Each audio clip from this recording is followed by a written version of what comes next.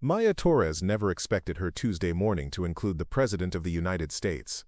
She was under the hood of a 1987 Chevy pickup when the roar of massive engines shook her small garage in Cedar Falls, Wyoming. Looking up, she watched in disbelief as Air Force One descended through storm clouds, its landing gear extended, heading straight for the empty field behind her shop. The presidential aircraft touched down hard, skidding across the makeshift runway before coming to rest just 50 yards from her parking lot. Within minutes, Secret Service agents surrounded her property, and Maya found herself face to face with the most powerful person in the world, who desperately needed her help. A critical engine component had failed, and with hostile forces closing in, the president couldn't wait for backup. But could one small-town mechanic really fix the most important airplane in America? Before we jump back in, tell us where you're tuning in from, and if this story touches you, make sure you're subscribed, because tomorrow, I've saved something extra special for you. Maya Torres had inherited more than just a garage from her father. She had inherited steady hands, an intuitive understanding of engines, and a toolbox that told the story of 3 generations of mechanics. The worn brass nameplate on the red metal box read, Eduardo Torres, 1963. But inside, the tools bore the fingerprints of decades of honest work. At 34, Maya possessed a rare combination of formal training and practical experience that made her one of the most capable mechanics within 500 miles of Cedar Falls. Her 8 years in the Air Force as an aircraft maintenance specialist had taught her precision and discipline, while her childhood spent watching her father and grandfather work had given her the intuition that separated good mechanics from great ones. The Torres family garage sat on 15 acres of Wyoming prairie, where the wind never stopped blowing and the horizon stretched endlessly in every direction. Maya's great-grandfather had chosen this spot in 1952, believing that travelers crossing the vast emptiness between Denver and Billings would need someone reliable to keep their vehicles running. 3 generations later, Torres Automotive had become an institution, serving ranchers, truckers, and the occasional tourist brave enough to venture off the interstate. Maya's assistant, Jake Morrison, had been working at the garage for 6 years, ever since graduating from high school with no clear direction and a natural talent for fixing things. At 24, Jake possessed enthusiasm that sometimes compensated for his lack of formal training. He approached every broken engine like a puzzle to be solved, asking Maya endless questions that kept her sharp and reminded her why she loved the work. Maya, you ever think about how this place ended up being exactly where Air Force One needed to land? Jake asked, wiping grease from his hands with a shop rag that had seen better days. Maya looked out the garage doors toward the flat expanse where the presidential aircraft now sat surrounded by Secret Service agents. My great-grandfather chose this spot because it was flat, accessible, and central. I guess those same qualities that made it good for a garage made it good for an emergency landing. The irony wasn't lost on her. She had deliberately chosen the most remote, anonymous life possible after leaving the military, seeking distance from the complexity and pressure that had defined her service years. Cedar Falls offered exactly what she wanted: honest work, familiar faces, and the kind of routine that allowed her to heal from experiences she preferred not to discuss. Sheriff David Chen had been one of Maya's first customers when she returned to Wyoming, a former Marine who understood the particular challenges of transitioning from military to civilian life. David had become both a friend and an informal counselor during Maya's difficult early years back home. His wife Sarah worked for the Secret Service, a detail that had always seemed like an amusing coincidence until this morning. You know, Sarah's probably somewhere in that crowd of agents, David had told Maya during his weekly coffee visit, just 3 days earlier. She specializes in transportation security, keeps the presidential aircraft running safely. Maya had nodded politely, never imagining that her friend's wife might soon be asking for her help with the most important transportation challenge in America. The garage itself reflected Maya's personality, meticulously organized but not obsessively clean, practical but not austere. Hand-painted signs advertised services in her grandfather's careful script, while modern diagnostic equipment sat alongside tools that had been shaping metal for decades. Customers often commented on the unusual combination of old-fashioned service and cutting-edge capability. Regular customers included Tom Bradley, whose ranch truck required monthly attention to keep running, and Helen Santos, whose vintage Ford demanded respect and patience in equal measure. These relationships formed the foundation of Maya's new life, built on mutual dependence and shared understanding of the practical challenges of rural living. Maya had deliberately distanced herself from her military connections, declining invitations to veteran gatherings, and avoiding conversations about her service record. She told people she had worked on planes, which was true enough, but never elaborated on the specialized training that had made her one of the Air Force's most trusted maintenance specialists for sensitive aircraft. The decision to leave military service hadn't been easy. Maya had loved the work and excelled at the precision required for maintaining aircraft that carried important people to important places. But the pressure had become overwhelming, and an incident during her final deployment had convinced her that she needed distance from that world. Now, watching Secret Service agents secure the perimeter around Air Force One, Maya realized that distance might have been an illusion. The skills that made her valuable to the military hadn't disappeared during her 6 years of civilian life. If anything, the combination of her specialized training and years of improvising solutions with limited resources had made her more capable than ever. The weather conditions that had forced Air Force One's emergency landing were typical for Wyoming in late spring, rapidly changing, potentially dangerous, and completely unpredictable. The same wind patterns that brought sudden storms also cleared them quickly, but timing was everything. Maya looked at her father's toolbox, remembering his advice about approaching every job with respect for both the machine and the person depending on it. She had no idea that within the hour, that philosophy would be tested by the highest stakes repair of her life. The woman who approached Maya's garage wore the crisp professionalism of federal law enforcement, her dark suit somehow remaining unwrinkled despite the Wyoming wind. Agent Sarah Chen moved with purposeful efficiency, her eyes constantly scanning the environment even as she focused on Maya. "Miss Torres, I'm Agent Sarah Chen, Secret Service. I understand you have experience with aircraft maintenance." Maya wiped her hands on a shop rag, buying time to process the surreal situation. "I worked on planes in the Air Force, but that was years ago. We need your help." Sarah's voice carried urgency beneath its professional calm. "Air Force One has suffered a critical engine failure. Our technical team is assessing the damage, but preliminary reports suggest sophisticated sabotage of multiple backup systems." The word sabotage hit Maya like cold water. This wasn't a routine mechanical failure or weather-related emergency. Someone had deliberately damaged the most protected aircraft in the world, and they had done so with enough skill to force it down in this specific location. "What kind of sabotage?" Maya asked, her military training automatically engaging. Sarah pulled out a tablet displaying classified engine schematics that Maya recognized immediately. The technical drawings showed the exact engine configuration she had worked on during her final years in the Air Force, when she had been cleared for maintenance on the most sensitive aircraft in the American fleet. Someone introduced a foreign substance into the primary hydraulic system and simultaneously compromised the backup electrical systems. The failure was designed to manifest during flight, but the timing suggests they wanted the aircraft to go down in a specific geographic area. Maya studied the schematics, her mind racing through the implications. The level of technical knowledge required for this sabotage suggested either inside information or extensive surveillance of Air Force maintenance procedures. More troubling, the sabotage had been designed to look like cascading system failures rather than deliberate attack. "Why here?" Maya asked. "Why force a landing in the middle of nowhere? That's what we're trying to determine. But right now, our priority is getting the president safely to Washington. He has a critical medical condition that requires immediate attention from specialists at Walter Reed Medical Center." The mention of the president's health added another layer of urgency to an already desperate situation. Maya looked toward Air Force One, its massive form incongruous against the Wyoming landscape, and realized she was being asked to take responsibility for the life of the most important person in America. "How long do we have?" Maya asked. "The weather system moving in will ground us completely within 6 hours. After that, we're looking at a minimum 12-hour delay, possibly longer. The president's medical team says that delay could be catastrophic." Maya felt the weight of decision settling on her shoulders. Her instincts told her to decline, to insist that military specialists be flown in to handle repairs of this magnitude. But the schematics on Sarah's tablet told a different story. The specific engine configuration required knowledge that few people possessed, and Maya's combination of formal training and practical experience made her uniquely qualified. "I'll need to see the actual damage," Maya said finally. Sarah's relief was visible. "Our technical team is standing by to assist you."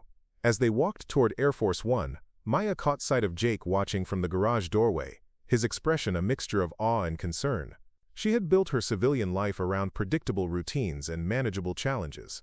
Now she was walking toward the most unpredictable and challenging situation imaginable. The Secret Service perimeter buzzed with controlled activity. Agents spoke into earpieces while scanning the horizon for threats that Maya couldn't see but knew were real. The sabotage of Air Force One hadn't been a random act of vandalism. It was part of a larger plan, and that plan had specifically brought the president to her doorstep. "Agent Chen," Maya said, as they approached the aircraft, "how did the saboteurs know about my background? My military service record isn't exactly public information." Sarah's expression tightened. "That's another question we're investigating. But Maya, I need you to understand something. This isn't just about fixing an engine. The people who planned this attack knew exactly what they were doing, and they chose this location for a reason." Maya looked up at Air Force One's damaged engine, its cowling removed to reveal the sophisticated machinery that kept the presidential aircraft aloft. Somewhere in that complex assembly of metal and electronics, saboteurs had planted the seeds of what they hoped would be a national tragedy. But they hadn't counted on Maya TORRES, third-generation mechanic and former Air Force maintenance specialist, whose father's toolbox contained tools capable of solving problems that million-dollar diagnostic equipment couldn't fix. "Show me what we're dealing with," Maya said, stepping into the shadow of Air Force One and accepting the responsibility that would define the rest of her life. Maya climbed into the engine compartment of Air Force One with the focused intensity that had made her one of the Air Force's most trusted specialists. The damage was immediately visible.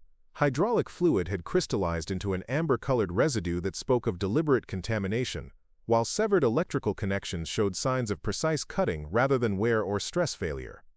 Agent Chen handed Maya a specialized communication device, its screen displaying real-time connections to Air Force technical support centers across the country. The weight of the device in her hands represented her sudden integration into a national security apparatus she had deliberately left behind. "Maya, this is Colonel Martinez at Peterson Air Force Base," came a voice through the device's encrypted speaker. "I'm looking at the same engine schematics you are. What's your initial assessment?"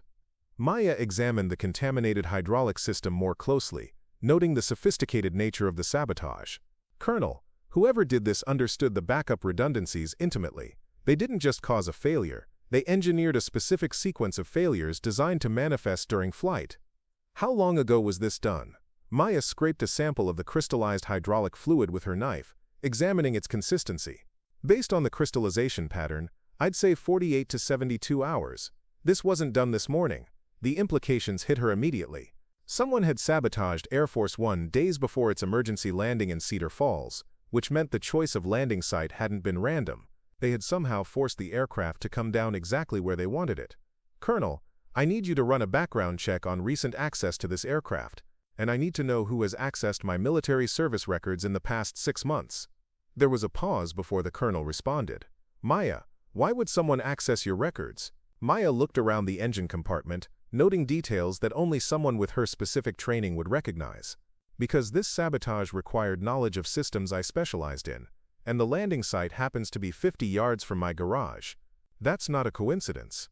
Agent Chen leaned closer to the communication device. "Colonel Martinez, this is Agent Chen. We're treating this as a coordinated attack with multiple elements. The engine sabotage appears to be just one component." "Understood. Maya, I'm sending additional technical specifications to your device. The President's aircraft has some modifications that aren't in the standard manuals." Maya's device chimed with incoming data, displaying engine configurations she had never seen before. The modifications were subtle but significant, representing security upgrades that would require even more specialized knowledge to sabotage effectively. "Colonel, these modifications were classified above my clearance level when I was active duty. How would civilians know about them? That's what we're trying to determine. But Maya, we've just received intelligence that suggests this attack is part of a larger operation targeting multiple government assets simultaneously." The weight of responsibility pressed down on Maya as she realized the true scope of what she had been pulled into. This wasn't just about fixing an engine. She was now part of a national security crisis with implications she couldn't fully understand. "What kind of larger operation?" Agent Chen asked. "We're getting reports of suspicious activity at military installations across the western United States. Nothing concrete yet, but the timing suggests coordination." Maya continued her examination of the damaged systems, her mind processing both the technical challenges and the strategic implications.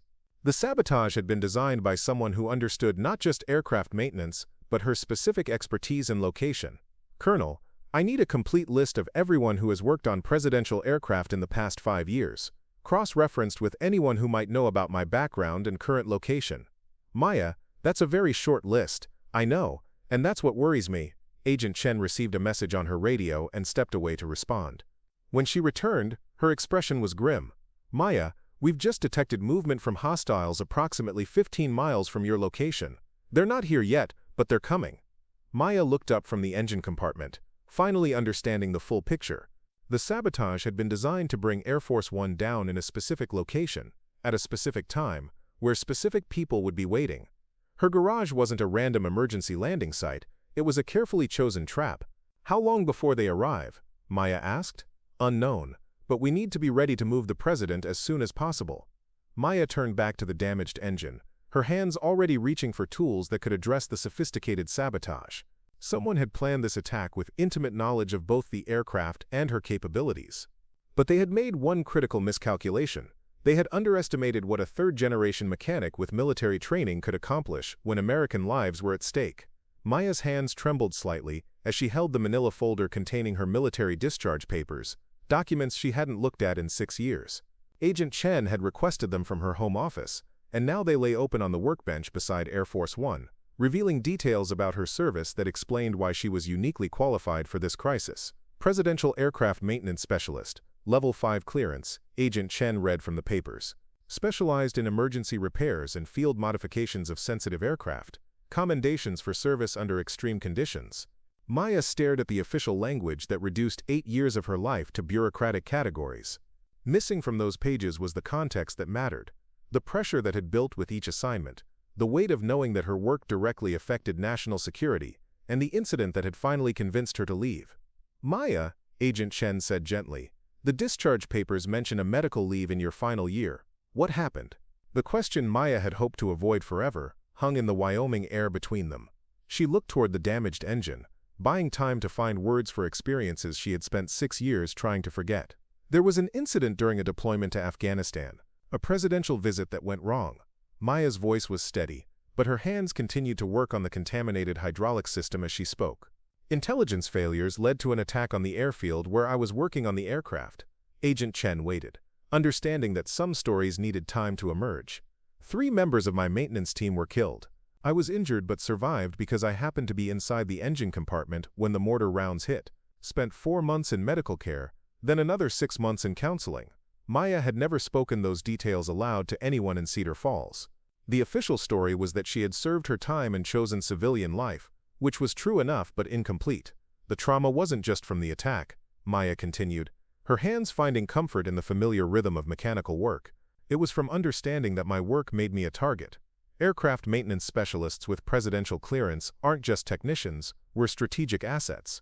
The people who attacked that airfield knew exactly who to target." Agent Chen studied the discharge papers more carefully, noting details that painted a picture of exceptional service followed by a deliberate retreat from public life. Maya's choice to become a small-town mechanic wasn't just career preference, it was psychological survival. "Maya, the engine modifications I showed you earlier, you worked on this exact configuration during your final deployment, didn't you?" Maya nodded, remembering the specialized training that had prepared her for maintaining presidential aircraft in hostile environments. The irony was inescapable. The expertise that had made her a target overseas was now the only thing standing between the president and a catastrophic failure. "The people who sabotaged this aircraft knew about your background," Agent Chen said.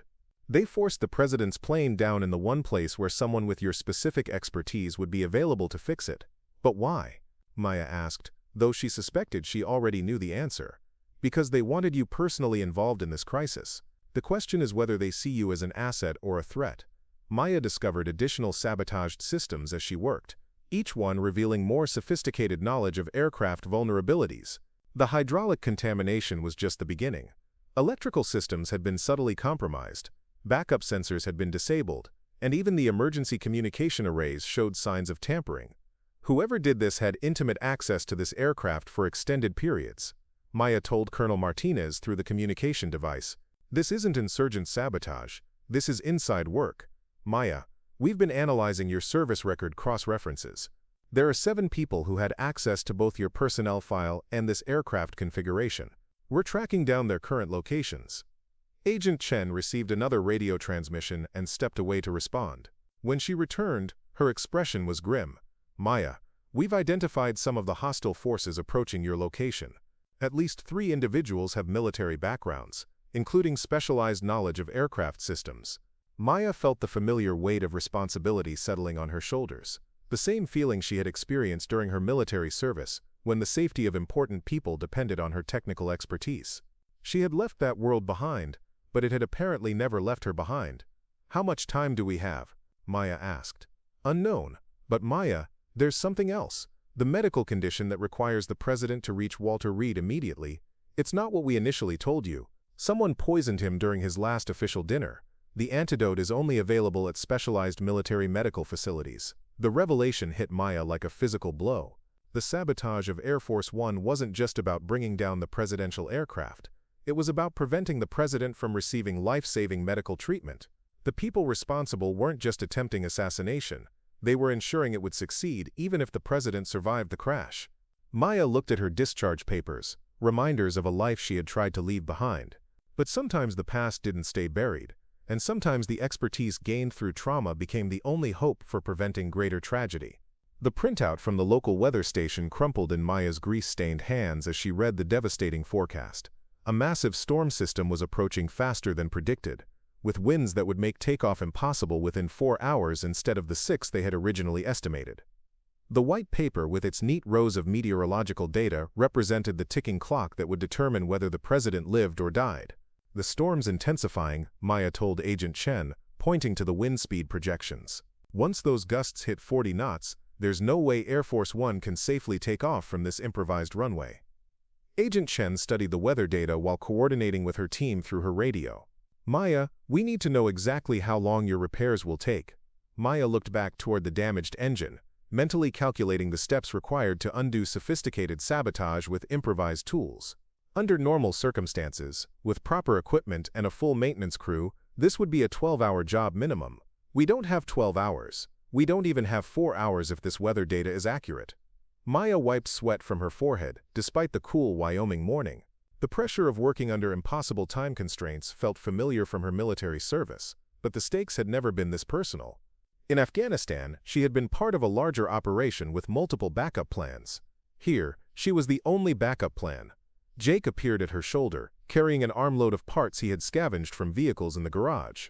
"Maya, I've got hydraulic fittings from 3 different trucks, and I think I can modify them to work with the aircraft systems."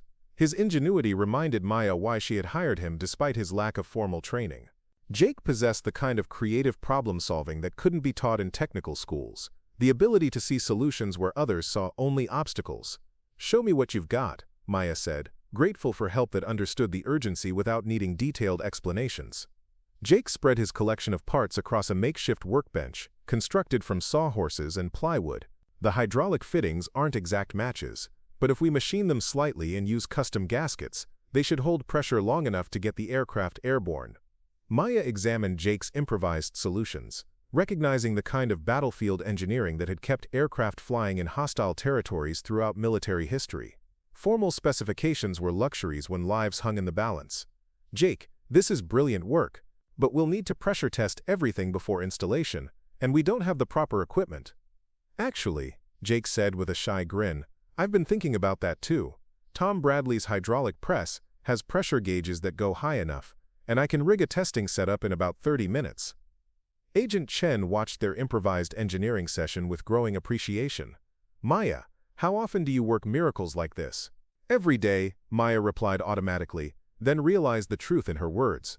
Rural mechanics faced impossible challenges routinely, finding ways to keep essential equipment running with limited resources and endless creativity. The scale was different, but the fundamental skills were identical. Sheriff David Chen arrived with his truck loaded with additional tools and equipment borrowed from ranchers throughout the county. His wife Sarah had called him with specific requests for hydraulic jacks, precision instruments, and anything else that might prove useful for emergency aircraft maintenance. "Maya, half the county wants to know if they can help," David said, unloading hydraulic equipment that ranchers used for maintaining heavy machinery. "Word spread that you're fixing the president's airplane, and folks are pretty proud to be part of something this important." Maya felt a surge of gratitude for her community. People who understood that helping your neighbors wasn't just politeness, it was survival in a place where the nearest alternative assistance might be hundreds of miles away.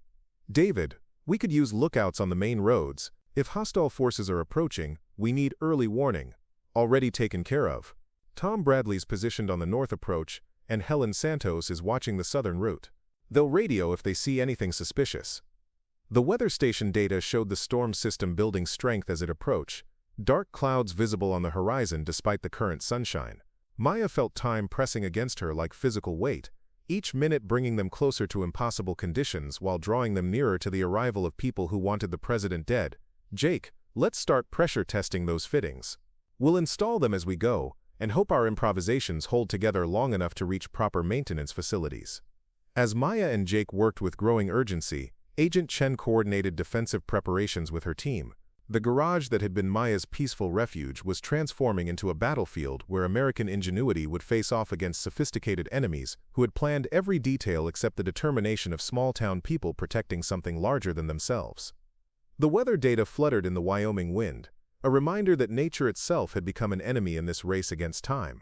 Agent Chen's hands shook slightly as she showed Maya the surveillance photographs, glossy 8x10 images that revealed the violation of privacy Maya had never suspected.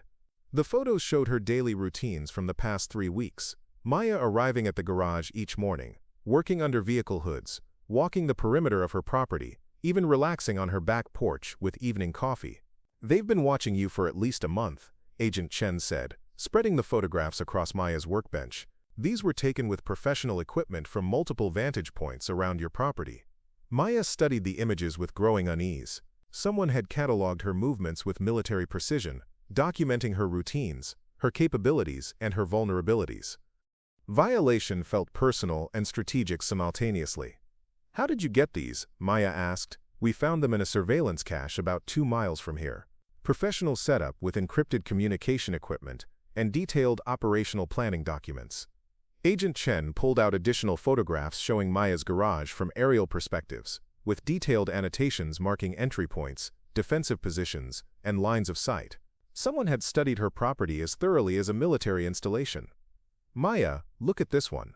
Agent Chen pointed to a photograph taken through the garage's main window, showing Maya working on aircraft engine components that she had been rebuilding as hobby projects. "They knew about your continued interest in aviation maintenance." The realization hit Maya like cold water. Her hobby restoration of vintage aircraft engines hadn't been private recreation. It had been evidence that she maintained the skills that made her valuable for this operation. Even her attempts to stay connected to her former expertise had been monitored and cataloged. "There's more," Agent Chen said, pulling out documents that accompanied the photographs. "Detailed psychological profiles, analysis of your daily patterns, even assessment of your emotional triggers and likely responses to crisis situations." Maya read her own psychological profile with growing anger and violation. The document described her as highly skilled but psychologically withdrawn from professional aviation work due to combat trauma, and assessed her as likely to respond to presidential crisis with sense of duty despite personal reluctance. "They knew exactly how to manipulate me," Maya said quietly. "Maya, this level of surveillance and psychological analysis requires significant resources and inside access to classified information about your background." Jake appeared beside them, having overheard enough of the conversation to understand the implications. "Maya, you mean someone's been watching you for weeks, planning to use you?" "It looks that way, Jake. The question is whether they see me as an asset they can control, or a threat they need to eliminate." Agent Chen received a radio transmission and stepped away to respond. When she returned, her expression was grimmer than before. "Maya, we've identified the hostile forces approaching your location. 3 individuals with military backgrounds, including one former Air Force maintenance specialist."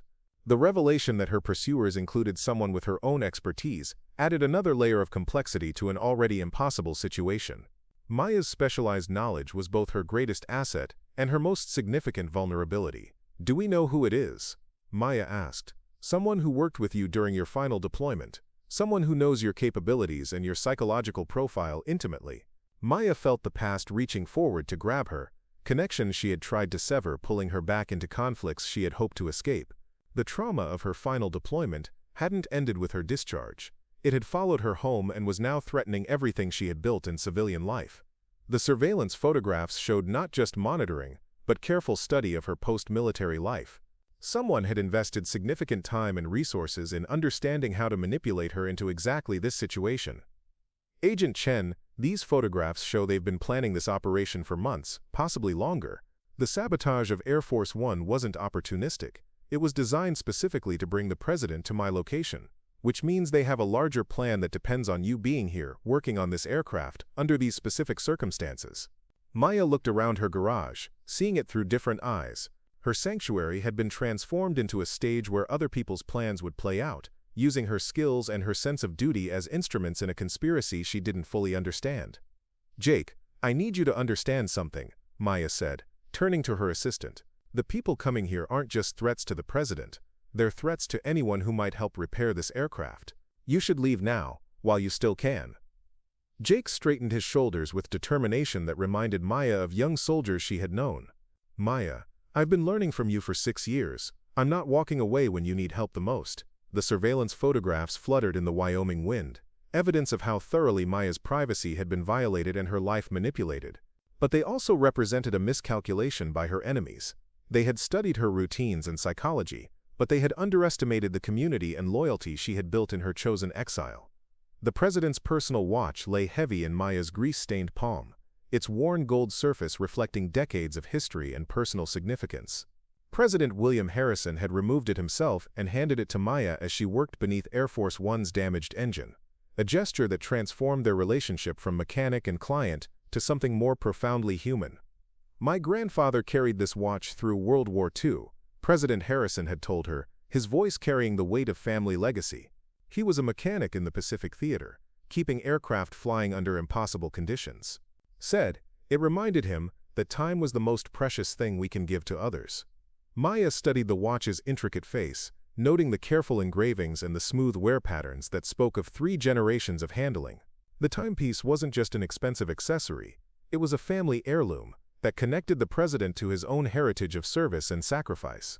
"Mr. President, why are you telling me this?" Maya had asked. "Because I want you to understand what you're fighting for, not just the presidency or abstract concepts of democracy, but the continuation of stories that matter. My grandfather fixed planes so young men could come home to their families.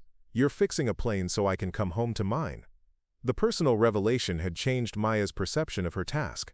She wasn't just repairing machinery for a political figure, she was ensuring that a husband and father could return safely to people who needed him. The president had shown her photographs of his grandchildren, their faces bright with innocence that depended on adult decisions and competence. Now, as Maya worked with the watch beside her tools, she felt the weight of that personal responsibility.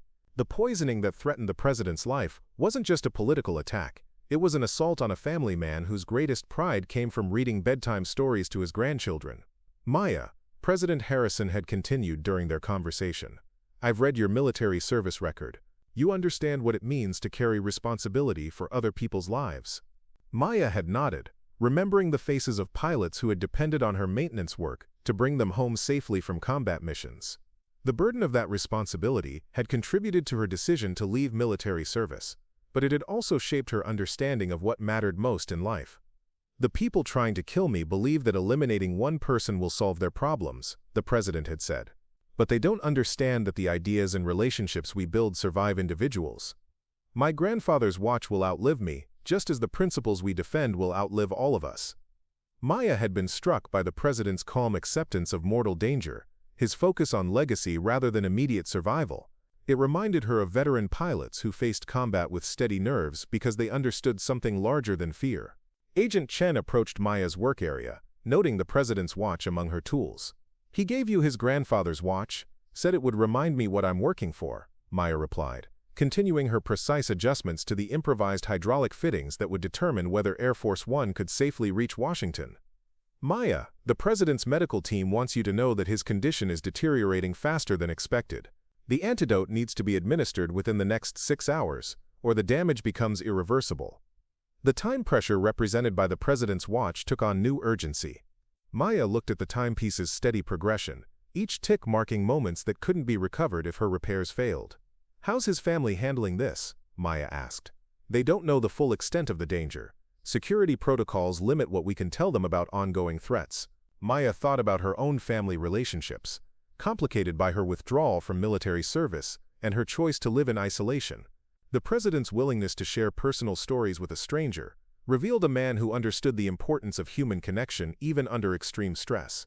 "Agent Chen, if something happens to me during this repair, make sure the president gets his watch back. It belongs with his family, not with his machinery." "Nothing's going to happen to you, Maya. We've got defensive positions established, and Maya interrupted gently. Agent Chen, we both know that people willing to poison the president and sabotage Air Force One aren't going to hesitate to eliminate a small-town mechanic. But that's not the point. The point is that some things matter more than individual survival. The president's watch continued its steady rhythm beside Maya's tools, marking time with the same precision that had guided her grandfather through Pacific theater battles.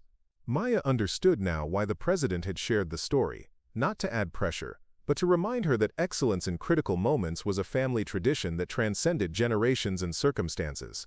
As Maya made final adjustments to the hydraulic systems that would carry the president home to his grandchildren, she felt connected to a larger story of service that began with her own grandfather's tools and extended through the president's family legacy into a future she was helping to preserve. The military identification card trembled in Maya's hands as she stared at the familiar face in the photograph. Captain Rebecca Torres, United States Air Force, her younger sister who had supposedly been stationed in Germany for the past 2 years. The ID had been found among the personal effects of one of the approaching hostile operatives, and Agent Chen's grim expression confirmed Maya's worst fears.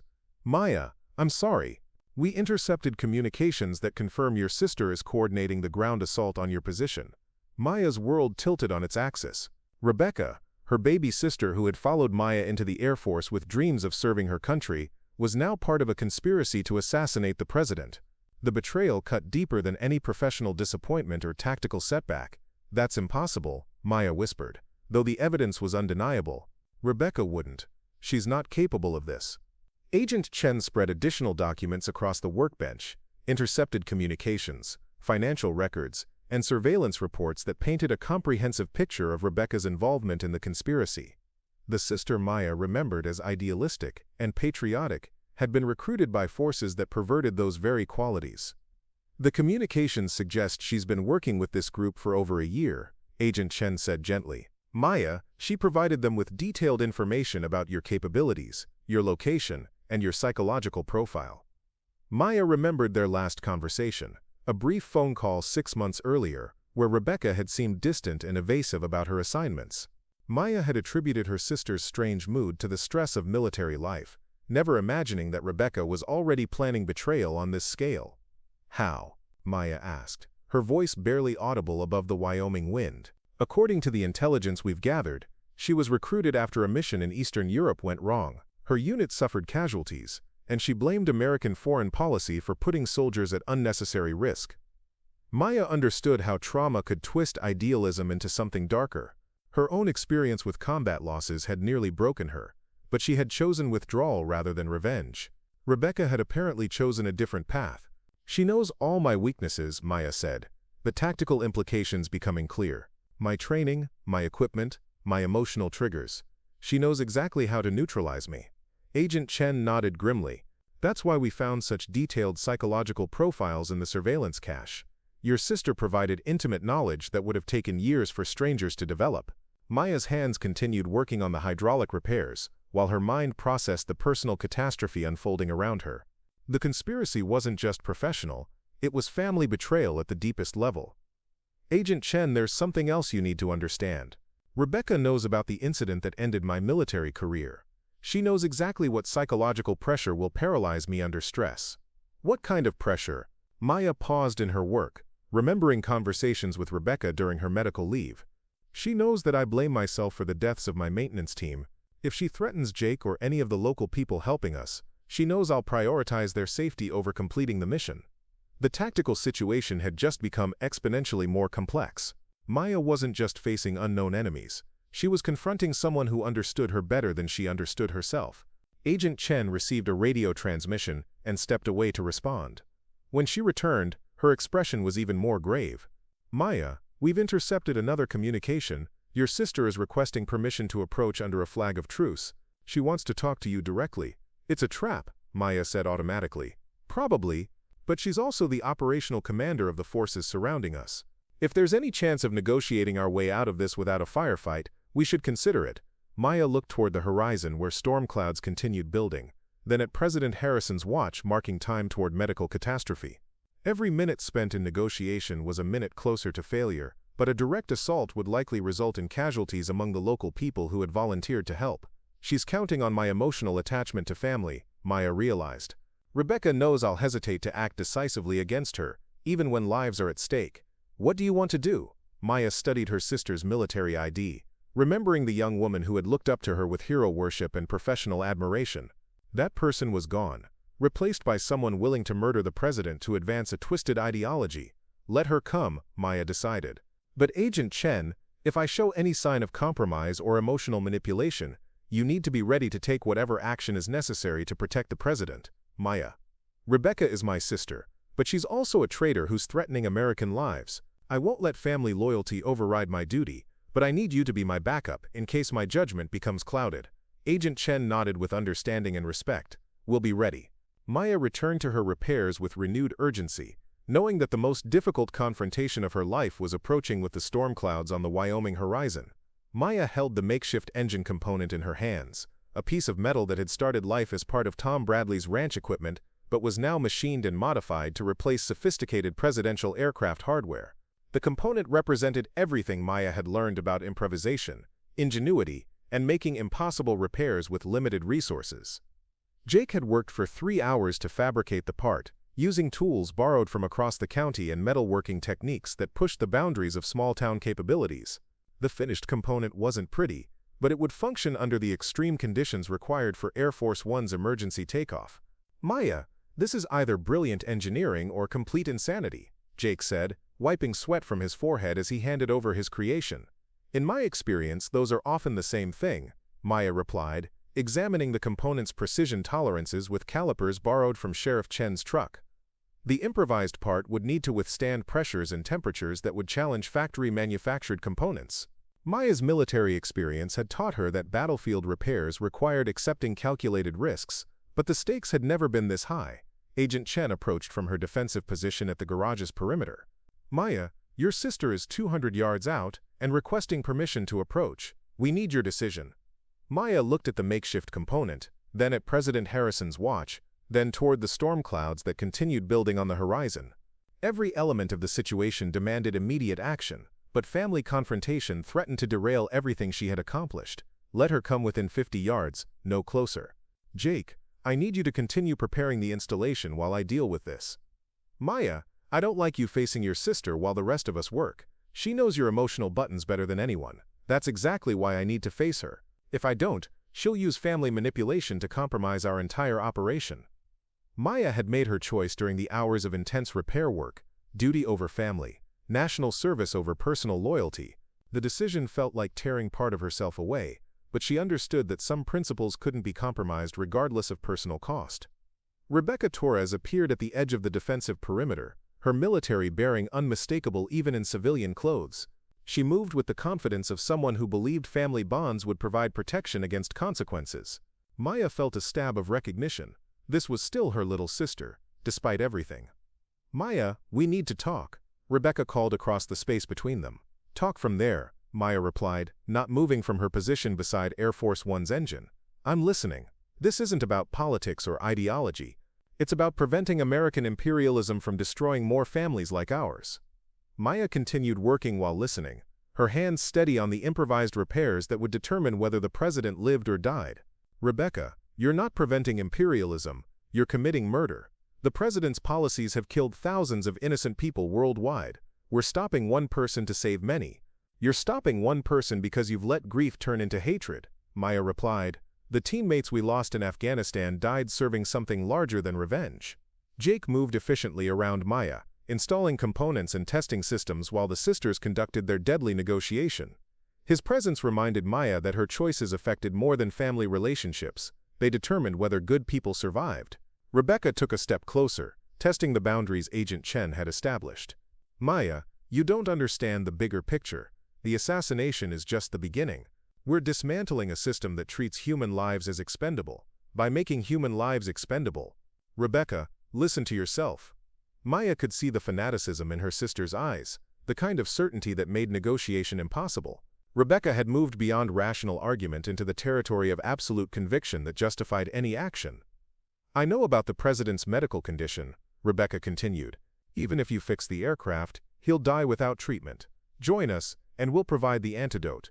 Fight us, and you're choosing to watch him die anyway. The offer revealed the conspiracy's true scope. They hadn't just planned assassination. They had planned psychological manipulation of everyone involved in preventing it. Maya's expertise, the president's medical emergency, even the approaching storm, were all elements in a larger design. "Rebecca, you've made one critical miscalculation," Maya said, securing the final connections on Jake's improvised component. "What's that? You assumed I would choose family over duty, but you taught me that family means protecting the innocent, not destroying them." Maya signaled to Agent Chen, indicating that negotiation was over. Rebecca had revealed her true nature, and continued conversation would only provide opportunities for manipulation. The makeshift component held steady under initial pressure testing, representing the triumph of American ingenuity over sophisticated planning. Maya's repairs might not be elegant, but they would function when everything depended on them working.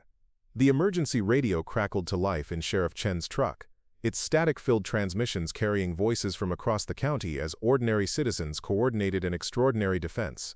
Tom Bradley's weathered voice came through clearly. "Maya, this is Tom at the North Checkpoint. I've got 3 vehicles approaching fast, military-style formation." Helen Santos followed immediately. "South Checkpoint here. 2 more vehicles, moving tactical. They're not trying to hide anymore." Maya listened to the community radio network while making final adjustments to the improvised hydraulic system. The emergency frequency had become a lifeline connecting her garage to ranchers and neighbors who understood that something larger than local politics was at stake. "Maya, this is Bill Thompson at the hardware store," came another voice. "I've got every spare truck battery in the county loaded up if you need backup power for anything." The radio represented more than communication equipment. It embodied the American spirit of neighbors helping neighbors in crisis.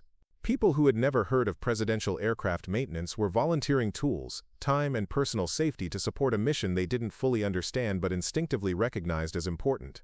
Jake emerged from beneath Air Force One's engine compartment, his face streaked with hydraulic fluid and determination. "Maya, all the connections are secure, but we won't know if the pressure holds until we test the system under load." "How much time do we need for a full systems check?" Maya asked. 20 minutes minimum, if everything works perfectly the first time." Agent Chen coordinated defensive positions while monitoring radio traffic from the approaching hostile forces. "Maya, we've got multiple vehicles converging from 3 directions. Your sister's coordinating a simultaneous assault designed to overwhelm our perimeter." The radio squawked again. "Maya, this is Doc Martinez from the medical clinic. I've got emergency medical supplies staged if anyone gets hurt during this thing." Even the county's only doctor was contributing to an operation he couldn't fully comprehend, offering assistance based on trust and community loyalty rather than detailed briefings about national security threats. Maya felt the weight of responsibility expanding beyond presidential safety to include the protection of everyone who had volunteered to help. These people had families, businesses, and peaceful lives that didn't deserve to be disrupted by conflicts rooted in her military past. "Sheriff Chen, I need you to start evacuating the volunteers," Maya said. "This is about to become a combat zone, and civilians shouldn't be caught in crossfire." "Maya, these people won't leave," David Chen replied through the radio. "I've been trying to convince them for the past hour. They say they're not abandoning you when you're trying to save the president." The community's stubborn loyalty both warmed and terrified Maya. She had chosen Cedar Falls specifically for its distance from violence and conflict, but her neighbors were choosing to embrace danger rather than abandon someone they considered family. Tom Bradley's voice crackled through again. "Maya, the vehicles at my checkpoint just stopped about half a mile out. Looks like they're staging for coordinated approach." "Same here at the south position," Helen Santos added. "They're waiting for something." Maya realized that Rebecca was coordinating the assault to maximize psychological pressure. The simultaneous approach from multiple directions would force Maya to divide her attention between completing repairs and protecting civilians. Exactly the kind of emotional manipulation her sister understood best. "Jake, we need to accelerate the timeline," Maya said. "How quickly can we get basic systems operational? If we skip some of the safety checks and accept higher risk, maybe 10 minutes. The radio brought another transmission. "Maya, this is Pastor Williams at the church. The whole congregation is praying for you and the president. We know you'll get him home safely." Maya felt the community's faith pressing against her like physical weight. These people believed in her capabilities more completely than she believed in herself, offering support based on years of watching her solve impossible mechanical problems with determination and skill. Agent Chen received an encrypted communication and stepped away to respond. When she returned, her expression was urgent. "Maya, we just intercepted Rebecca's final transmission to her assault teams. They're moving in 3 minutes, coordinated assault from all directions. The radio erupted with simultaneous reports, vehicles advancing, people taking defensive positions, and the kind of controlled chaos that preceded violent confrontation. Maya's peaceful garage was about to become a battlefield where community loyalty would face off against professional military tactics. "Jake, start the engine tests now," Maya ordered. "We'll finish the safety checks after we get airborne." The emergency radio continued crackling with updates from brave people who had chosen to stand with Maya rather than seek safety in distance. Their voices represented everything worth protecting about American communities. Ordinary people rising to extraordinary challenges because they understood that some things matter more than personal safety. Maya made her final preparations while listening to neighbors coordinate defensive positions with the calm efficiency of people protecting something they loved. Maya's mother's wedding ring felt warm against her finger as she made final adjustments to Air Force One's repaired systems. She had worn the simple gold band every day since her mother's death 5 years earlier, a tangible connection to family values that had shaped her understanding of duty, loyalty, and sacrifice. The ring represented the positive aspects of family bonds that contrasted sharply with Rebecca's betrayal. "Maya, engine systems are showing green across the board," Jake reported from his position at the improvised diagnostic station. "Your repairs are holding under full pressure." Maya touched the wedding ring unconsciously, remembering her mother's advice about choosing between competing loyalties. When family values conflict with each other, follow the choice that protects the innocent, her mother had said during one of their last conversations. President Harrison approached from the aircraft cabin, moving slowly but steadily despite the poison affecting his system. "Miss Torres, I understand we're ready for departure?" "Yes, sir, but Mr. President, I need to inform you that I'll be flying with you to monitor the repairs during takeoff. My improvised components haven't been tested under the stress of emergency departure." The president studied Maya's determined expression, recognizing the professional competence that had kept his aircraft operational under impossible circumstances. "Miss Torres, your presence would be welcome. I'd prefer to have the person who performed these miracles available if additional adjustments become necessary." Agent Chen coordinated final security preparations while monitoring radio communications from the approaching assault teams. "Maya, we have 3 minutes before contact. All civilians have been moved to defensive positions, but they're still refusing evacuation." Maya looked around her garage one final time, memorizing details of the place that had provided sanctuary for 6 years. The tools her father had left her, the workspace where she had found peace after military trauma, the community relationships that had rebuilt her sense of belonging, all of it was about to be left behind for an uncertain future. "Jake, I need you to understand something," Maya said, turning to her assistant who had become like a younger brother. "If something happens during this operation, the garage and everything in it belongs to you. You've earned the right to continue the TORRES family tradition." Jake's eyes widened with emotion and determination. "Maya, nothing's going to happen. We're going to get the president to safety and come back home. Maybe, but I need to know that the work we do here will continue regardless of what happens to me personally." Maya's mother's ring caught the light as she secured the final tool connections, its worn gold surface reflecting decades of faithful wear through marriage, motherhood, and widowhood. The ring had witnessed family celebrations and tragedies, always remaining constant while life changed around it. Agent Chen received urgent radio communications from the perimeter defenders. "Maya, Rebecca's forces are beginning their final approach. We need to move now." Maya walked toward Air Force One's boarding stairs, pausing to look back at Jake, who stood ready to defend the garage that had sheltered both their dreams. "Jake, thank you for believing in this work when I stopped believing in myself." President Harrison waited at the aircraft entrance, his condition visibly deteriorating, but his resolve unchanged. "Miss Torres, your country owes you a debt that can never be fully repaid." "Mr. President, my country gave me the opportunity to serve something larger than myself. That's payment enough." Maya climbed aboard Air Force One, carrying tools and emergency repair supplies in case in-flight adjustments became necessary. The presidential aircraft represented power and responsibility on a scale she had never imagined, but it also represented the continuation of principles her parents had taught her about protecting others. Through the aircraft windows, Maya could see her garage surrounded by Secret Service agents and community volunteers preparing for assault. Tom Bradley had positioned his truck to block the main approach road, while Helen Santos coordinated communications from her elevated position near the water tower. "Maya, this is Sheriff Chen," came the radio transmission. "Rebecca's vehicles are breaching the outer perimeter. You need to go now." The wedding ring pressed against Maya's finger as she strapped herself into a monitoring station near Air Force One's repaired engine systems. Her mother's values had guided her through the most difficult decision of her life, choosing duty over family loyalty when those principles conflicted. Jake's voice came through the radio one final time. "Maya, the hydraulic pressure is holding steady. Your repairs are working perfectly."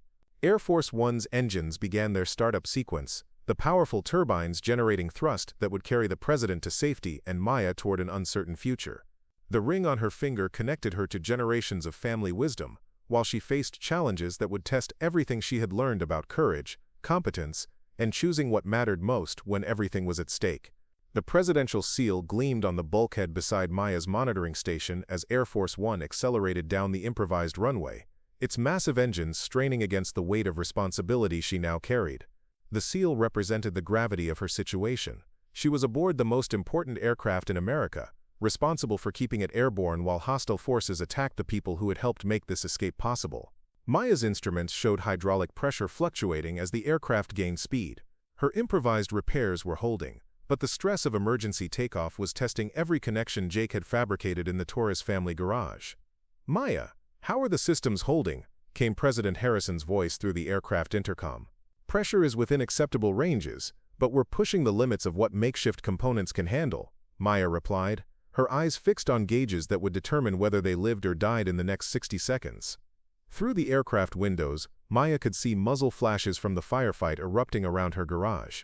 Rebecca's assault teams had arrived just as Air Force One began its takeoff roll, and the community defenders were engaging professional military operators with hunting rifles and determination. The aircraft lifted off the improvised runway with agonizing slowness, its landing gear retracting as Maya monitored systems that had never been designed to operate with hardware fabricated in a small-town garage. Every gauge reading was critical, every vibration potentially catastrophic. "Hydraulic pressure dropping on the starboard system," Maya announced, her hands moving quickly to adjust flow rates and compensate for component stress that threatened to cascade into total failure. Air Force One climbed slowly through turbulent air, fighting both mechanical stress and the approaching storm system that had compressed their timeline. Maya's repairs had gotten them airborne, but surviving the flight to Washington would require continuous monitoring and adjustment. The presidential seal seemed to watch Maya as she worked, reminding her that failure meant more than personal disappointment. It meant the death of a president and the success of a conspiracy that would destabilize American democracy. The weight of that responsibility focused her attention with laser intensity. "Maya, this is Jake on the ground," came a radio transmission filled with static and the sound of gunfire. "Your takeoff was perfect. All systems showed green as you cleared the runway." Maya felt relief and terror simultaneously. Relief that her community friends were still alive to report, terror that they remained in danger while she escaped to safety. The presidential seal reminded her that sometimes duty required accepting personal cost to serve larger purposes. "Jake, get everyone to safety. The mission is complete. Maya, we're holding our own down here." Tom Bradley's got Rebecca's people pinned down with his deer rifle, and Helen Santos is coordinating tactical support like she's been doing this all her life. Air Force One continued climbing through increasingly turbulent air as the storm system that had compressed their timeline now threatened to tear apart Maya's improvised repairs. She adjusted hydraulic flow rates continuously, compensating for pressure fluctuations that would have grounded any normal aircraft. "Mr. President, we're experiencing significant turbulence that's stressing the repair work," Maya announced. "I recommend we request priority routing to avoid the worst of the storm system. Whatever you need, Ms. Torres. You've brought us this far." Maya's monitoring equipment showed stress fractures developing in one of Jake's fabricated components, metal fatigue that threatened catastrophic failure if not addressed immediately. She grabbed tools from her emergency kit and began making in-flight adjustments that would have been impossible without her unique combination of mechanical expertise and aircraft maintenance experience. The presidential seal watched as Maya performed emergency repairs at 30,000 feet, her hands steady despite turbulence that would have challenged experienced aircrew. She was no longer just a small-town mechanic. She was a guardian of American democracy working with improvised tools to prevent national catastrophe. "Hydraulic pressure stabilizing," Maya reported after 20 minutes of continuous adjustment and repair. "We should be able to maintain flight integrity to Washington." Air Force One flew through clearing skies as they left the Wyoming storm system behind, Maya's repairs holding under conditions that tested every aspect of her mechanical knowledge and problem-solving ability. The presidential seal reflected light from the afternoon sun streaming through aircraft windows, illuminating a scene of American ingenuity triumphing over sophisticated threats. "Maya, this is Agent Chen," came a radio transmission from the ground. "All hostile forces have been neutralized or captured. Your sister is in custody, and casualties among our defenders were minimal."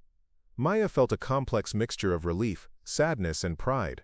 Relief that her friends had survived, sadness that family relationships had been destroyed by ideology and betrayal, and pride that ordinary people had risen to extraordinary challenges when their country needed them most.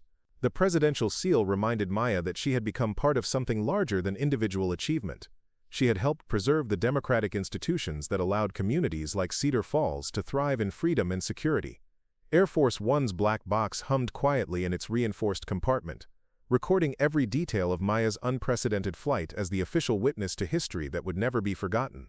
The device captured not just flight data and conversation, but the transformation of a small-town mechanic into a national hero whose actions would be studied by future generations of aviation specialists. Maya continued monitoring her improvised repairs as the presidential aircraft cruised toward Washington at optimal altitude, her makeshift components performing flawlessly under conditions that challenged factory-manufactured hardware.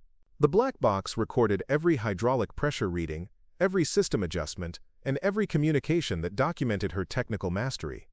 "Maya, the medical team reports that the president's condition has stabilized during flight," Agent Chen announced through the aircraft intercom. "Your quick departure gave us the time margin we needed to reach proper medical facilities." The relief in Agent Chen's voice was recorded by the black box along with Maya's quiet response. "That's what we were hoping for. How long until we reach Walter Reed?" 45 minutes to Andrews Air Force Base, then immediate helicopter transport to the medical center. The antidote team is standing by." Maya checked her instruments one final time, confirming that all systems remained within operational parameters despite the stress of emergency takeoff and turbulent flight conditions. The black box would preserve evidence of what improvised American ingenuity could accomplish when skilled hands were guided by determination and community support. President Harrison emerged from the aircraft's medical bay, moving slowly but steadily as the antidote began countering the poison in his system. "Miss Torres, I wanted to personally thank you before we land. Your actions today prevented a national catastrophe." "Mr. President, I was just doing my job," Maya replied, though they both knew her contribution had extended far beyond normal professional duties. "No, Maya, you chose duty over family, excellence over safety, and service over self-preservation. Those choices define heroism in any era." The black box recorded their conversation, preserving the president's recognition of Maya's sacrifice, and her humble acceptance of praise that would echo through American history.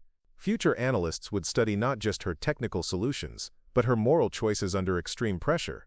Maya looked through the aircraft windows at the familiar landscape of the American heartland passing below, farmland, small towns, and rural communities that represented the values she had fought to protect. The black box captured her quiet observation. "Mr. President, those people down there are the real heroes. They're the ones who make America worth defending. Maya, what will you do after we land? The country will want to recognize your service appropriately." Maya considered the question while monitoring gauges that showed her repairs holding perfectly under cruise conditions. "Sir, I'd like to return to Cedar Falls and rebuild what was damaged during the attack. My community supported this mission, and they deserve to have their lives returned to normal. And after that, I'd like to continue doing what I've always done, fixing things that are broken, and helping people solve problems they can't handle alone." The black box recorded President Harrison's understanding smile and his response. "Maya, I suspect your definition of normal is about to change significantly." Air Force One began its descent toward Andrews Air Force Base, Maya's improvised systems performing flawlessly through the stress of approach and landing procedures. The black box documented every aspect of the historic flight that had tested the limits of emergency maintenance and proved the effectiveness of American resourcefulness. "Maya, this is Jake on the radio," came a transmission from Cedar Falls. "The garage is damaged but repairable, and everyone's asking when you're coming home. Tell them I'll be back as soon as possible, Jake, and tell them their mechanic learned a few new things about fixing complicated problems." The black box recorded Jake's laughter and his response. "Maya, I think they already figured that out when you flew away on Air Force One." As the presidential aircraft touched down at Andrews Air Force Base, Maya realized that the black box would preserve more than technical data. It would document the day when an ordinary American citizen rose to extraordinary challenges and proved that democracy's strength came from the competence and character of its people. Medical teams rushed aboard immediately upon landing, whisking President Harrison away for treatment that would complete the mission Maya had begun in her Wyoming garage. The black box recorded her quiet satisfaction as she watched the president walk under his own power toward the helicopter that would carry him to full recovery. "Miss Torres," Agent Chen said as they prepared to disembark, "the black box recording of this flight will become part of the National Archives. Your voice will be preserved as part of American history." Maya gathered her tools and prepared to face a future that would be fundamentally different from the quiet anonymity she had cultivated in Cedar Falls. The black box had recorded her transformation from reluctant helper to committed guardian of American democracy. The Congressional Medal of Freedom lay heavy in its presentation case, the nation's highest civilian honor gleaming against blue velvet as President Harrison prepared to place it around Maya's neck. 2 weeks had passed since the emergency landing in Cedar Falls, and Maya stood in the East Room of the White House, surrounded by dignitaries who understood that they were witnessing recognition of truly exceptional service. Maya felt profoundly uncomfortable in the formal dress she had purchased specifically for this ceremony. After years of work, clothes, and practical attire, the unfamiliar elegance seemed to belong to someone else entirely. She would have preferred to receive recognition in her garage, surrounded by tools and the honest work that defined her identity. The Congressional Medal of Freedom is awarded to civilians who have made exceptional contributions to the security or national interests of America, President Harrison announced to the assembled crowd of officials, journalists, and Maya's family members who had traveled from across the country. Jake stood in the front row, wearing a suit that looked as uncomfortable on him as Maya's dress felt to her. Beside him, Sheriff David Chen and his wife Agent Sarah Chen represented the community that had supported Maya's impossible mission. Tom Bradley and Helen Santos had declined White House invitations, preferring to watch the ceremony on television from the Cedar Falls diner. "Maya Torres exemplifies the finest qualities of American citizenship," the president continued. "When her country needed her most, she chose duty over safety, excellence over comfort, and service over self-preservation." Maya thought about the weight of the medal as President Harrison approached. The honor represented recognition from the highest levels of government, but it also represented expectations about her future that she wasn't certain she wanted to fulfill. "Miss Torres, your technical expertise and moral courage prevented a national catastrophe, but more importantly, you demonstrated that American strength comes from the character and competence of ordinary citizens who rise to extraordinary challenges." As the president placed the medal around her neck, Maya felt the symbolic weight of permanent recognition. The medal would mark her forever, as someone who had served at the highest levels of national responsibility, making anonymity impossible and quiet obscurity a thing of the past. "Mr. Friedrich Carnet Scriptor Milior. But some hellated Symes, you would to have served at the Spalder Gidjo." "President, I'm honored by this recognition," Maya said when invited to speak, "but I want everyone to understand that this mission succeeded because of community support, not individual heroism. The people of Cedar Falls provided tools, expertise, and courage that made the impossible possible." The assembled dignitaries applauded politely, but Maya sensed that many of them preferred stories about individual achievement rather than collective action. The medal's weight reminded her that official recognition often simplified complex realities into narratives that served political purposes. After the ceremony, Maya found herself in a receiving line that included senators, cabinet members, and military officials who wanted to discuss her unique expertise and potential future service opportunities. Each conversation felt like negotiation about whether she would remain a private citizen or become a public asset. "Ms. Torres, the Air Force would welcome your return to active duty with a significant promotion and specialized responsibilities," offered General Patricia Morrison, the Chief of Staff for Aircraft Operations. "General, I appreciate the offer, but I've found my calling in civilian service." "Maya, the Department of Homeland Security could use someone with your crisis management skills," suggested Director James Walsh. "We face threats that require exactly your kind of innovative problem-solving." Maya listened to each proposal with growing unease, realizing that the medal represented not just recognition, but recruitment. Everyone wanted to claim her expertise for their particular mission, treating her success as evidence that she belonged in their specialized world. Jake approached during a brief break in the official proceedings. "Maya, how are you holding up? You look like someone who'd rather be anywhere else." "I keep thinking about the garage, Jake. All these important people want to discuss my future, but none of them understand what I actually want to do with my life." "What do you want to do?" Maya touched the medal, feeling its weight against her chest. "I want to go home, repair the damage from the attack, and continue fixing things for people who need help. I want to train you to take over more of the complex work. I want to preserve the knowledge I've gained without becoming a permanent government asset."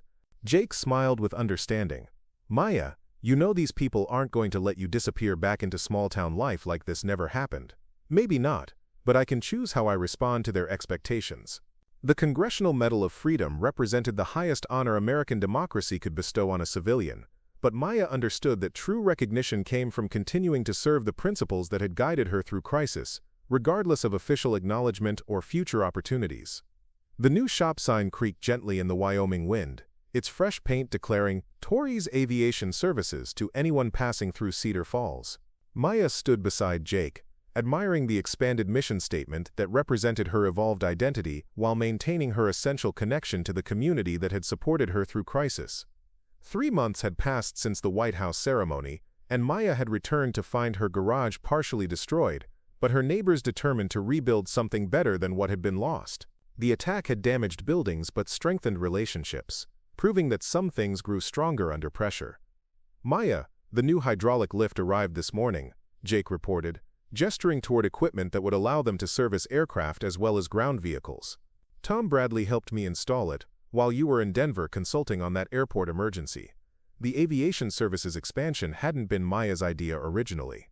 It had emerged organically as word spread about her capabilities, and airports across the region began requesting her expertise for unusual maintenance challenges that stumped their regular crews.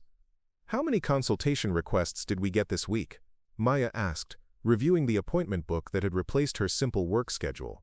14 aircraft maintenance calls, 6 ground vehicle emergencies, and 3 requests for training seminars from aviation technical schools. Maya felt the familiar tension between expanding opportunities and maintaining the personal touch that made TORRES Aviation Services special. Success was creating its own pressures, threatening to transform her garage into the kind of impersonal operation she had deliberately avoided. Sheriff David Chen drove up in his patrol car, stopping to examine the new sign with obvious pride. "Maya, the county commissioners wanted me to tell you that they're considering renaming this stretch of highway TORRES Way in recognition of your service." "David, that's kind of them, but I'd prefer to keep things simple. The garage has always been known by its location, and I'd like to maintain that tradition." David smiled with understanding. "I told them you'd probably say that. But Maya, you should know that tourism has increased significantly since the news coverage. People drive out of their way to see where the president's airplane was repaired." Maya looked around her property, noting the subtle changes that fame had brought to her previously anonymous location. Visitors stopped regularly to take photographs, and local businesses reported increased traffic from people curious about the miracle mechanic who had saved the president. "Is the attention becoming a problem?" Maya asked. "Not a problem, exactly. But it's changing the character of the community.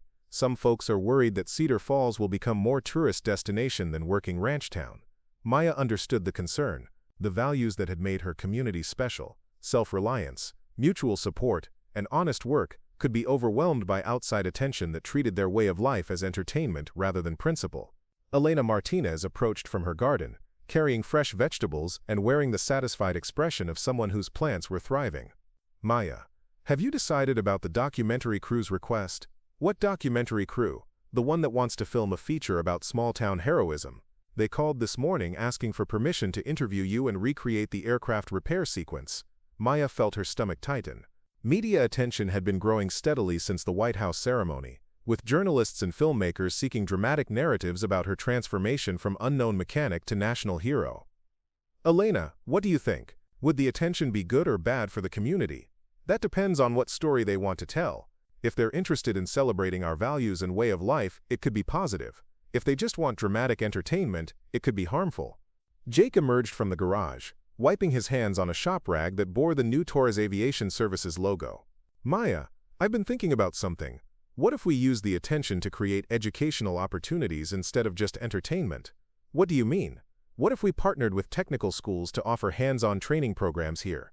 Students could learn emergency maintenance techniques while contributing to our community service mission." Maya considered Jake's suggestions, recognizing its potential to channel fame toward productive purposes. Rather than being passive subjects of media attention, they could actively shape how their story was told and used. The new sign swayed in the afternoon breeze, its expanded mission statement reflecting Maya's struggle to balance recognition with values, growth with tradition, and public service with personal fulfillment. She had discovered that heroism's aftermath was often more complicated than heroism itself, requiring ongoing choices about how to use influence responsibly. "Jake, I like your education idea. Let's explore partnerships that preserve our values while sharing our knowledge with people who can use it constructively. Maya looked at the TORRES Aviation Services sign, seeing in its fresh paint a commitment to serving something larger than individual achievement while remaining rooted in the community relationships that had made her success possible. Jake Morrison held his apprenticeship certificate with hands that still carried traces of hydraulic fluid and metal shavings, his face beaming with pride that reflected 3 years of intensive training under Maya's guidance. The formal document declared him a certified emergency aviation maintenance specialist, but Maya knew it represented something more significant, proof that heroism could inspire others to excellence. Maya, I never imagined when I started working here that I'd end up certified for presidential aircraft maintenance, Jake said, studying the certificate that bore both civilian and military endorsements. Jake, you earned this recognition through dedication and natural ability. The presidential aircraft repair was just the circumstance that revealed skills you already possessed. Maya watched Jake examine his certificate with satisfaction that extended beyond personal achievement. His transformation from enthusiastic amateur to certified specialist proved that expertise could be cultivated in unexpected places when guided by patient teaching and genuine opportunity. The apprenticeship program had evolved naturally from Jake's role in the Air Force One repair, attracting attention from aviation schools and military training centers that recognized the value of hands-on emergency maintenance education. TORRES Aviation Services had become an unofficial laboratory for innovative training techniques. Maya, the students from Colorado Technical Institute arrive next week for the summer intensive program, Jake reported, referring to the partnership that brought aviation maintenance students to Cedar Falls for practical experience they couldn't get in traditional classroom settings. How many students this session? 12. Including 3 military veterans transitioning to civilian aviation careers. They're particularly interested in your improvised component fabrication techniques. Maya felt pride in the program's growth, but also responsibility for ensuring that expansion didn't compromise the personal attention that made their training effective.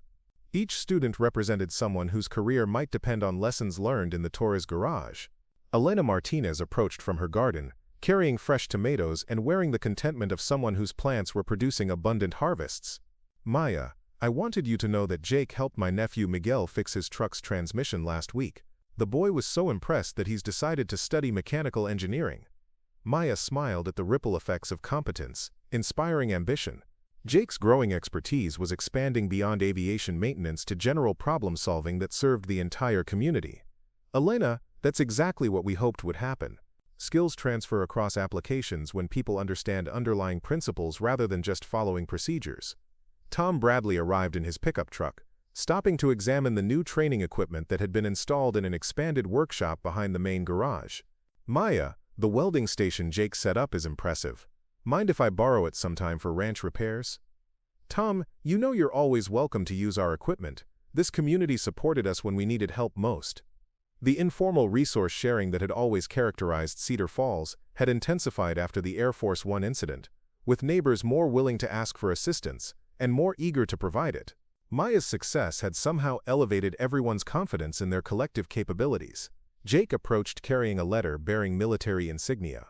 Maya, we received formal recognition from the Air Force Maintenance Command. They want to establish a permanent partnership for emergency repair training. Maya read the official letter, noting language that praised innovative field techniques and exceptional crisis management capabilities. The military's interest represented validation of methods that had developed through necessity rather than formal doctrine. Jake, how do you feel about military partnerships? I want to make sure we don't lose our civilian perspective while working with official programs. I think we can maintain our independence while sharing knowledge that helps people serve their country effectively. The students we train will work in both civilian and military settings. Maya appreciated Jake's balanced perspective, recognizing wisdom that had developed through observing her own struggles with fame and recognition. He understood that expertise carried responsibilities that extended beyond personal advancement. The apprenticeship certificate in Jake's hands represented more than individual achievement. It symbolized the multiplication of competence that occurred when knowledge was shared generously rather than hoarded selfishly. Maya's willingness to teach had created capabilities that would serve communities and institutions far beyond Cedar Falls. Jake, what's your long-term goal with this certification?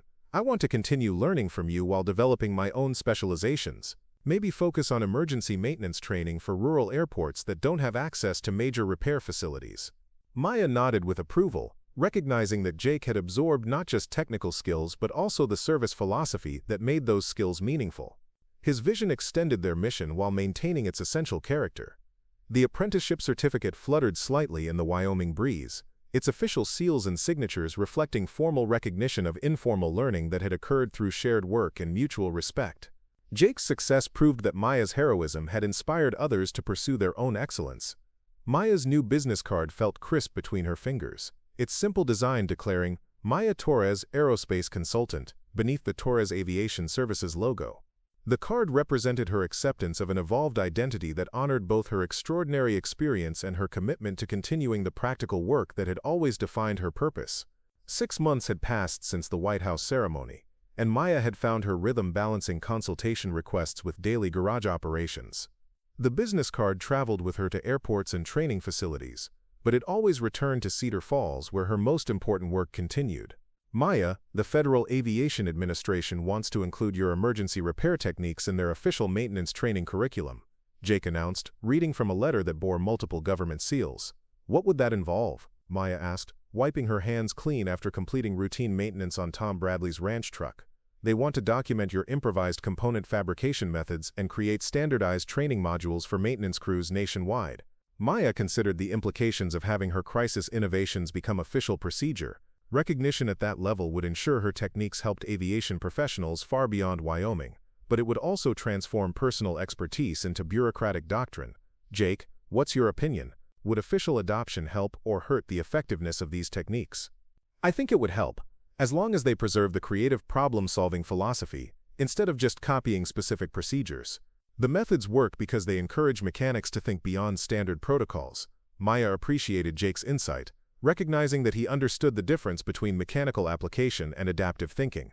His perspective had been shaped by watching her work through problems that had no textbook solutions. Elena Martinez appeared at the garage entrance, carrying coffee and wearing the satisfied expression of someone whose garden was producing spectacular autumn harvests. "Maya, I wanted to tell you that my nephew Miguel was accepted to Colorado Technical Institute for Mechanical Engineering." He credits his inspiration to watching Jake's transformation. "Elena, that's wonderful news. Miguel has good instincts for mechanical work." "Maya, you've changed more than aircraft repair procedures. You've changed how young people in this community think about their potential." Maya looked around her garage, seeing it through Elena's eyes. The space had evolved from simple automotive repair to aerospace consultation, while maintaining its essential character as a place where broken things got fixed by people who cared about doing good work. Sheriff David Chen drove up in his patrol car, stopping to examine the latest addition to Maya's equipment collection, a portable diagnostic system that allowed her to service aircraft at remote locations throughout the region. "Maya, I wanted to update you on Rebecca's situation," David said, his expression serious but not grim. Maya's relationship with her sister remained complicated by betrayal and family loyalty. Rebecca was serving a reduced sentence in exchange for cooperation with ongoing counterterrorism investigations, but Maya struggled with knowing how to respond to her sister's letters requesting reconciliation. "How is she doing, David?" "Better than expected. The counseling seems to be helping her understand how ideology became more important than family and country. She asks about you regularly." Maya touched her new business card, thinking about the different paths that had led her to recognition while leading Rebecca to imprisonment. The same military experience that had provided Maya with skills to serve democracy had somehow convinced Rebecca that democracy needed to be destroyed. "David, I'm not ready for contact yet, but I'm glad she's getting help." "Maya, forgiveness takes time. There's no prescribed schedule for healing family relationships damaged by betrayal." Jake emerged from the garage carrying a completed repair project that would return a vintage aircraft to flight-worthy condition. His competence and confidence reflected the success of Maya's informal teaching methods that emphasized understanding over memorization. "Maya, the Evening News wants to interview you about the one-year anniversary of the Air Force One incident," Jake reported. "Are you interested in participating?" Maya considered the request while studying her business card. Media attention had become manageable through careful selection of opportunities that served educational purposes rather than entertainment value. "Jake, only if they're willing to focus on community support and the importance of maintaining practical skills in technological society. I'm not interested in personal hero narratives. I'll let them know your conditions." Maya looked across her property toward the horizon where Wyoming prairie stretched endlessly under autumn sky. The landscape remained unchanged despite everything that had happened. reminding her that some things endured regardless of human events. Her business card represented acceptance of responsibility that extended beyond personal achievement to community service and knowledge preservation. Maya Torres, aerospace consultant, would continue being Maya Torres, neighbor and mechanic, because both identities served the same fundamental purpose: fixing things that were broken and helping people solve problems they couldn't handle alone. The card slipped easily into her pocket as Maya returned to work, ready to face whatever challenges required the steady hands and clear thinking that had always been her greatest contributions to the world.